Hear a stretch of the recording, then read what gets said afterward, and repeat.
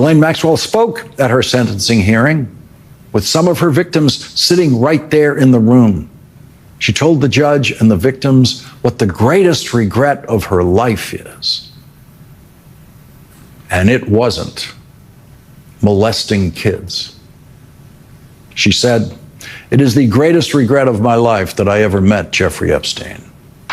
And while speaking directly to the victims, she steadfastly refused to apologize.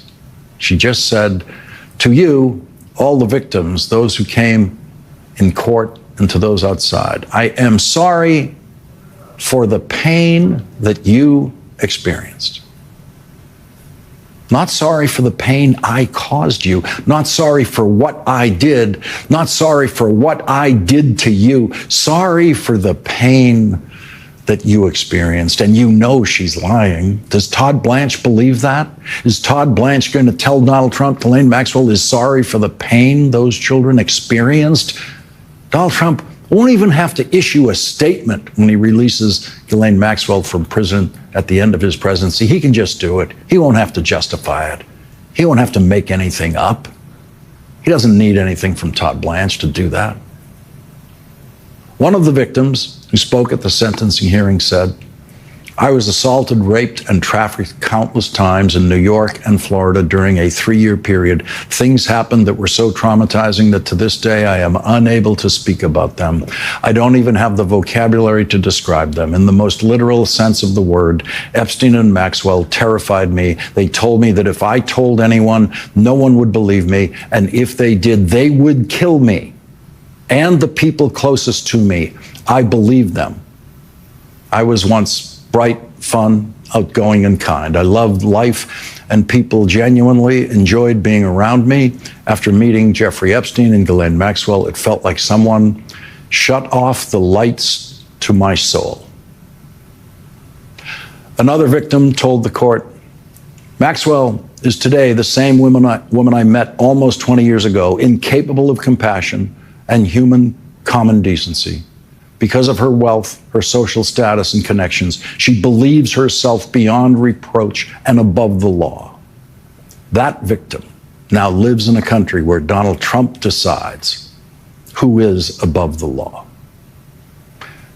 Virginia Giuffre asked her lawyer to read her statement in court for her.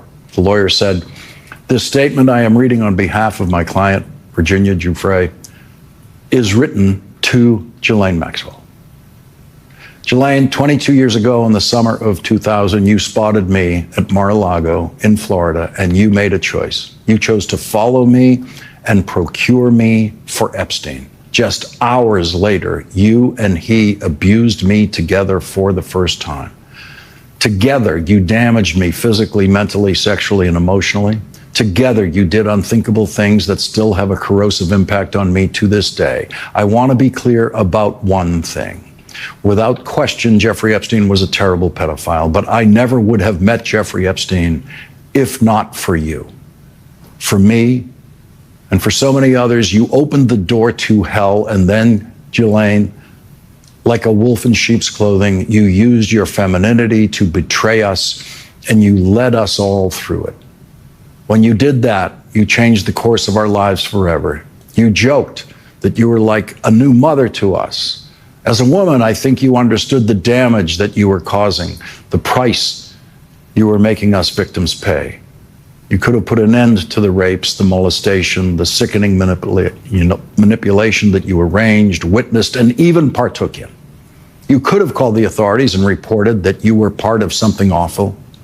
I was young and naive when we met, but you knew that. In fact, you were counting on it. My life as a young person was just beginning. You robbed me of that by exploiting my hopes and ambitions. Ghislaine, the pain you have caused me is almost indescribable. Because of your choices and the world you brought me into, I don't sleep. Nightmares wake me at all hours.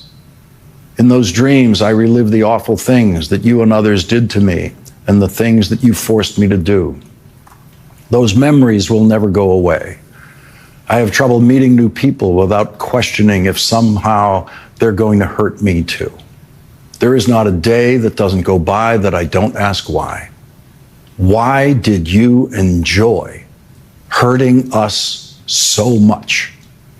I worry every single day and night that you will get away with it and evade being punished. I will worry about that until you're brought to justice. And what should that justice look like? Ghislaine, you deserve to spend the rest of your life in prison in a jail cell. You deserve to be trapped in a cage forever, just like you trapped your victims. Welcome back. The Smithsonian's National Museum of American History says it will restore the mention of Donald Trump in an exhibit on presidential impeachments. Earlier this month, the museum removed the placard about Trump's 2 impeachments from the display, a move museum officials said was part of a review of the institution's content for bias. But a new statement released Saturday reads in part the label was meant to be a temporary addition and that it did not meet the museum's presentation standards, prompting its removal. It went on to say the museum was not asked by the administration to remove content from the exhibit. The museum says the section in question will be updated in the coming weeks to reflect all impeachment proceedings in our nation's history. A temporary label, including content about Trump's impeachments, had been on display since September of 2021. Trump has called for a reimagining of the Smithsonian, accusing it of coming under, quote, the influence of a divisive race-centered ideology. Jonathan Lemire, any insights on this? I mean, the Smithsonian says that they weren't explicitly asked by the administration, but there was pressure from the West Wing. They were going under review of its content. There's review whether it's the museum's director would keep her job. There was a lot coming down Pennsylvania Avenue towards the Smithsonian. And we spent a lot of time on this story on Friday when news first broke. Credit to the Washington Post. It was their scoop about the change to the impeachment exhibit.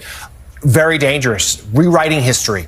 And frankly, let's connect that to our top story today about the labor statistics. Again, changing reality, changing facts at the whims of a political figure. That's not a healthy democracy when that occurs. So there was an uproar of this over the weekend. We are certainly pleased that it is being corrected. But I think this is not going to be the last time we have influence on our nation's history, on its institutions, to try to rewrite things to curry favor with the Oval Office. Okay, now to this then. Former special counsel Jack Smith is under federal investigation this morning after Republican Senator Tom Cotton of Arkansas publicly accused him of violating the Hatch Act. The Office of the Special Counsel, an independent government agency, confirmed the investigation to NBC News over the weekend. The Hatch Act is the law that prohibits government officials from participating in some political activities. We should note that Senator Cotton has not publicly presented evidence that details how Smith's actions were illegal in nature. Smith was selected as a special counsel back in 2022 to oversee several federal investigations into Donald Trump. He eventually brought 2 criminal indictments against the then presidential candidate, but neither case went to trial. Elise Jordan, your take on this? Mika, finally, Republicans care about the Hatch Act again. Remember first term when so many of Donald Trump's personnel, White House officials, when they were accused of Hatch Act violations and it was suggested that they should resign, no big deal. No, they didn't blink. Everyone stayed in place. And now, on this cooked up plan that Cotton can't even present evidence for, it really, in seriousness, shows just the intensity of the effort to keep apolitical civil servants, people like Jack Smith, who call balls and strikes, out of the game. This ups the cost of doing something, of taking a thankless job like being a special counsel, when in the aftermath you're still going to be exposed to so much incoming and have the need for legal defense for years and years in this political climate. Guys, and welcome back to another video. I hope you all are doing good and having a great day. So as you know that we are doing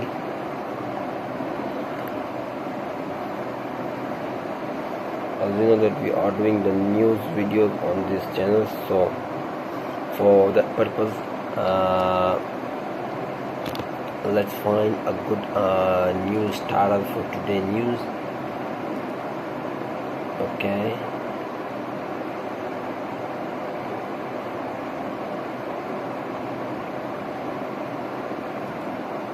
Okay. So the title of the news is, let me find a good, okay. Trump moves nuclear submarines after ex-Russian president comments. So this is the title of the news. Let's deep dive in it. US President Donald J. Trump says he has ordered 2 nuclear submarines to be positioned in the appropriate region in response to highly provocative comments by former Russian President Dmitry Medvedev. Trump said he acted just in case these foolish and inflammatory statements are more than just that.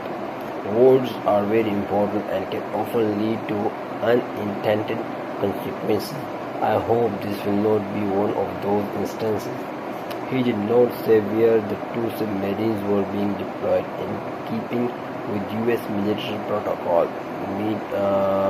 Medvedev had recently threatened the US in response to Trump ultimatums to Moscow to agree to a ceasefire in Ukraine to face tough sanctions. Russia and the US possesses the most nuclear arms in the world. Trump did not say whether he was referring to nuclear-powered or nuclear-armed submarine in his post on Truth Social. In the post, the US President wrote, based on the highly provocative statement of the former President of Russia, Dmitry Medvedev, who is now the Deputy Chairman of the Security Council of the Russian Federation, I have ordered 2 nuclear submarines to be positioned in the appropriate regions. Trump and Medvedev have recently been involved in a series of personal attacks against each other on social media.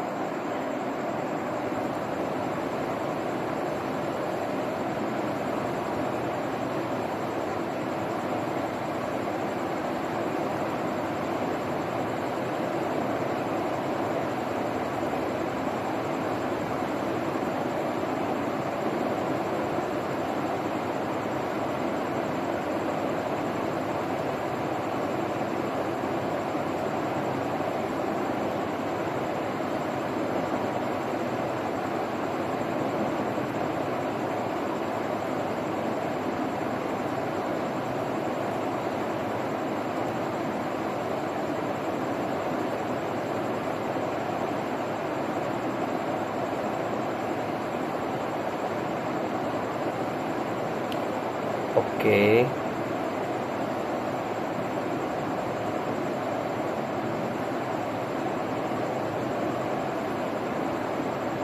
No. Okay. So this was the news about today.